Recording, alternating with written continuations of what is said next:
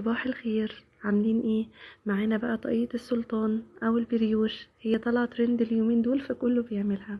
معانا بقى نص كوباية من المية الدافية، نص كوباية من اللبن الدافي، 4 معالق من السكر، ربع كوباية من الزيت، فانيليا، بياض بيضة، معلقتين صغيرين من الخميرة، وهنقلبهم مع بعض.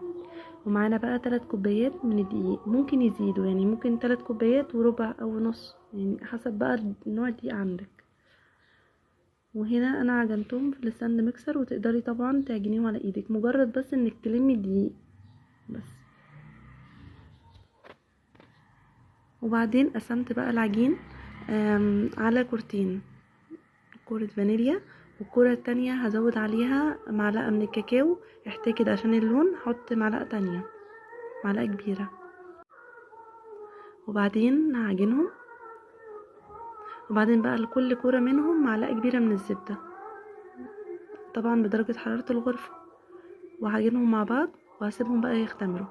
وهنا ما شاء الله يعني زي ما انتوا شايفين كده تضاعف حجمها الفانيليا والشوكولاتة. هفردهم بقى على شكل مستطيل، اهي الفانيليا والشوكولاتة الناحية التانية. وهجيب بقى الشوكولاتة على الفانيليا احطها عليها، وبالراحة كده وانتي بتنقليها كده ايه يعني كل شغلك على مهلك خالص. وبعدين هحط بقى الشوكولاتة الخام، انتي تقدري بقى سبريت شوكولاتة خام براحتك، اي مكسرات اي حاجة.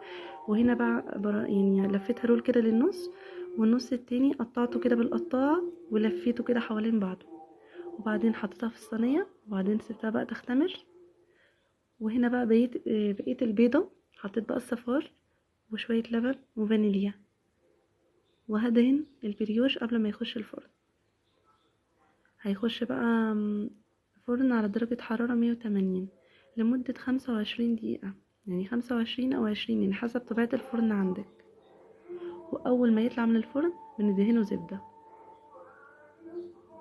وبنغطيه عشان تبقى طرية كده.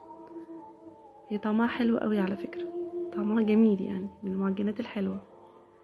وده كده شكلها النهائي، وبالهنا. وما تنسوش اللايك والشير، واشوفكم على خير، وباي باي.